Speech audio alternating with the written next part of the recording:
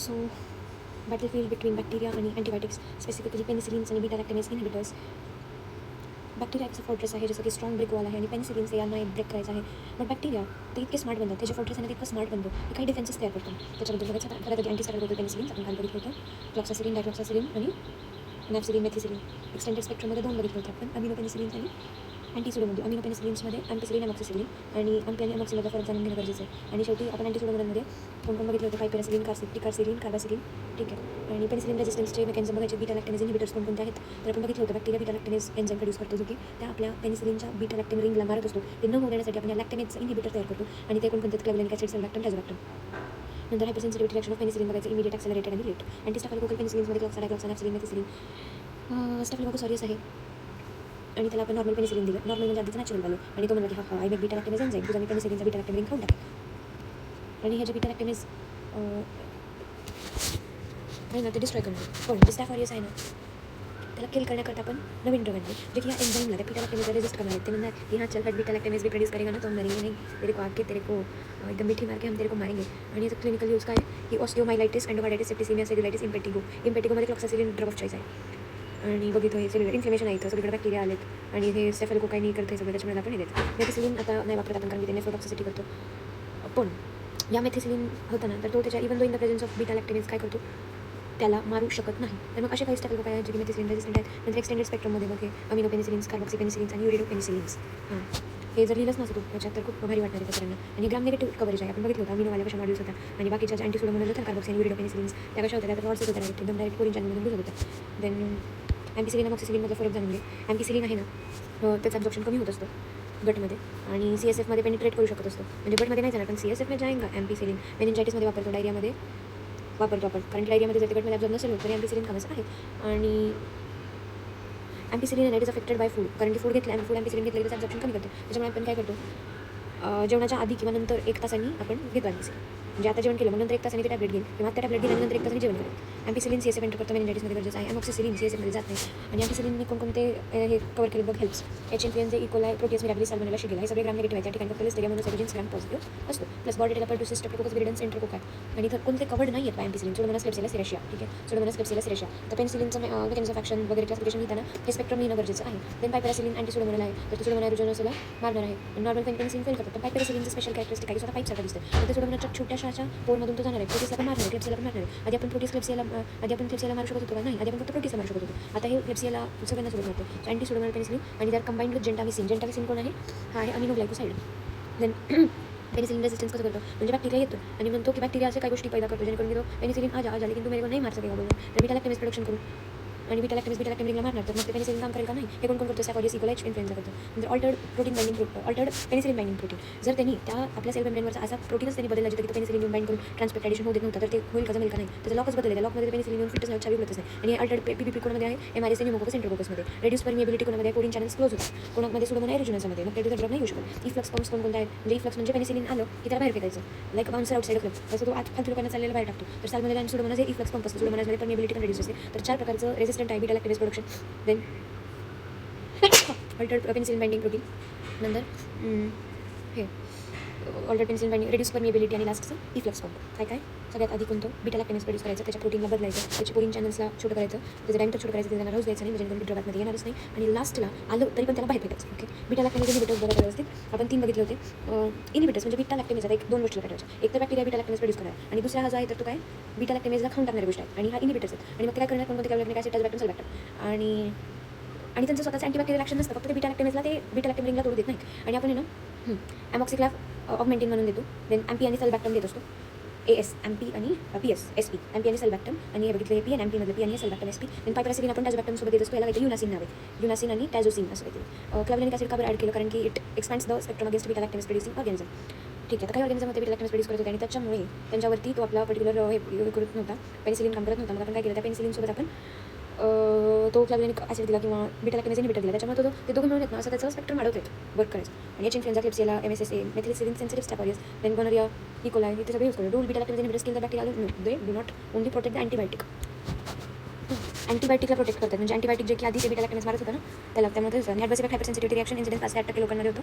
Immediate reaction IgE mediated urticaria, wheezing, sneezing, rhinitis, worst केसमध्ये anaphylaxis होतं, hypotension होतं, oedema होतं, चोकिंग आणि डेथ होते. ट्रीटमेंट ॲड्रेनालिन फर्स्ट ड्रग द्यायचं, स्टेरॉइड्स, अँटीस्टॅमिन्स, ऑक्सिजन आयव्ही फ्लुइड्स द्यायचं. ठीक आहे, हे important. Immediate reaction within 20 minute penicillin दिल्यानंतर काय आयजी इमिडिएटेड अॅनाफिलॅक्सिस आणि ट्रीटमेंटमध्ये ॲड्रेनालिन. ॲक्सेलरेटेड रिॲक्शन म्हणजे विदिन 72 आवर रॅश, फीवर, अर्टिकेरिया येणार, लेस डेंजरस. आणि लेट हायपरसेन्सिटिव्हिटीमध्ये 72 तास म्हणजे 3 दिवसामध्ये 3 दिवसाच्या नंतर होणारी स्किन इरप्शन, लिम्फॅडिनोपॅथी, सिरम सिकनेस आणि कुम्स पॉझिटिव्ह हिमोलायटिक अॅनिमिया होतं. तर मर्सामध्ये अल्टर्ड पीपीआय, पायपॅरासिलिन याच्यामध्ये सुडोमोनासला किल करतो. एम्पिसिलिन CSFला एंटर करतो, मेनिंजायटिसमध्ये आपण त्याला देतो. आणि एम्पिसिलिन गटमध्येच राहतो, त्याच्यामुळे आपण त्याला कोणत्या याच्यामध्ये देतो, डायरियामध्ये देतो आपण एम्पिसिलिनला.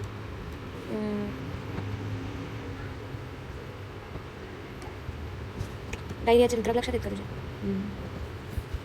देन क्लॅव्हलॅनिक ॲसिड काय करतो आपल्याला माहिती. पेनिसिलिन प्रोफिलॅक्सिस कसं ॲड्रेनालिन द्यायचं. Most common resistance beta lactamase production करून. एमॉक्सिसिलिन का बरं प्रेफर नाही मेनिंजायटिसमध्ये, कारण की CSFला क्रॉसेस नाही करत. पेनिसिलिन रेजिस्टन्सचे 4 मेकॅनिझम सांग सगळ्यात. बीटा लॅक्टेमेज प्रोडक्शन, दुसरं altered protein binding protein, penicillin binding protein, तिसरं म्हणजे हे परमिएबिलिटी कमी करणं, आणि चौथं is last is efflux pump. Immediate accelerated late hypersensitivity reaction करून बीटा लॅक्टेमेज इनिबिटर्स. पेनिसिलिन एकटेच का बरं नाही दे, त्याला पेनिसिलिनसोबत का देतो असं म्हणते. त्याच्या उत्तर बघून घे. 1 2 3 4 असं ठेवते, इथे बघून घे. त्याने 1 2 3 4 1 2 3 4 1 2 3 4 1 2 3 4 1 2 3 4. हां, तर drug of choice for listeria meningitis काय आहे? Penicillin. Most common mechanism of penicillin resistance beta lactamase production. First line drug in penicillin anaphylaxis is adrenaline. Penicillin कोणतं पेनिसिलिन सोडून कव्हर करतो? Piperacillin. Y M R S resistant. तर इथं मला एक प्रश्नाचं उत्तर शोधायचं आहे. लिस्टेरियामध्ये पेनिसिलिनच देतात ना. येस, पेनिसिलिन देतात. लिस्टेरिया मोनोसायटोजिन आय गेस एमॉक्सिसिलिन देऊ शकतो, सॉरी एम्पिसिलिन देऊ शकतो आपण.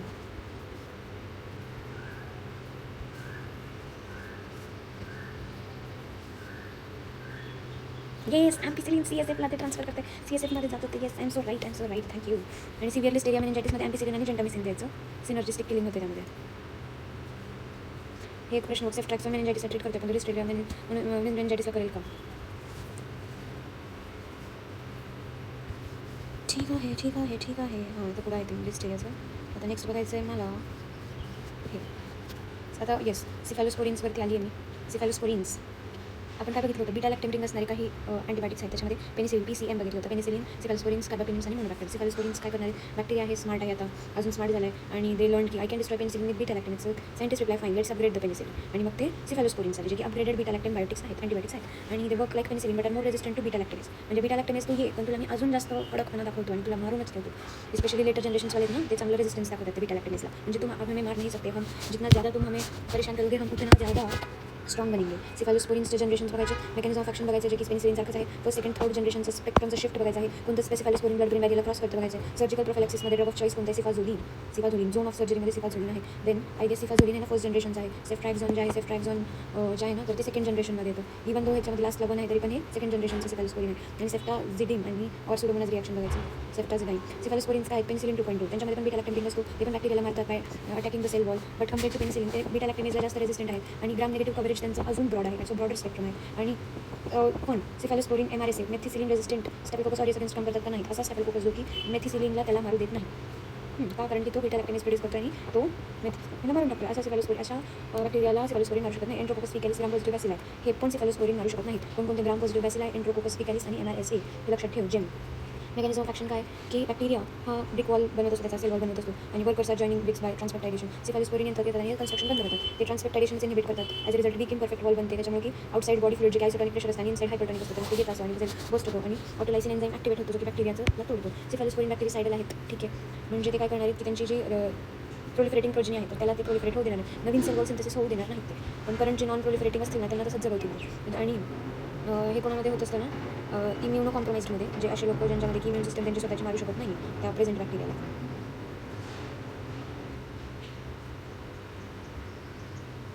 देन जनरेशन्स ऑफ सिफॅलोस्पोरिन, जसं जसं जनरेशन वाढतं ना, तसं ग्राम पॉझिटिव्ह कव्हरेज कमी होतं आणि ग्राम निगेटिव्ह कव्हरेज वाढतं. ग्राम पॉझिटिव्ह कमी होणार, ग्राम निगेटिव्ह वाढणार. तर फर्स्ट जनरेशन सिफॅलोस्पोरिनमध्ये सगळे एफा आहेत.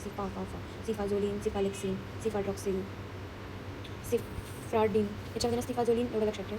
फर्स्ट जनरेशनला ग्राम पॉझिटिव्ह कोकाय खूप आवडतात. आय गेस मी सिफॅलोस्पोरिन्स पाहिलेत का? सरांनी शिकवलेत का? हे थांब, सिफॅलोस्पोरिन्स नाही, ते फ्लोरोक्विनोलोन होते. नाही, हे वेगळे.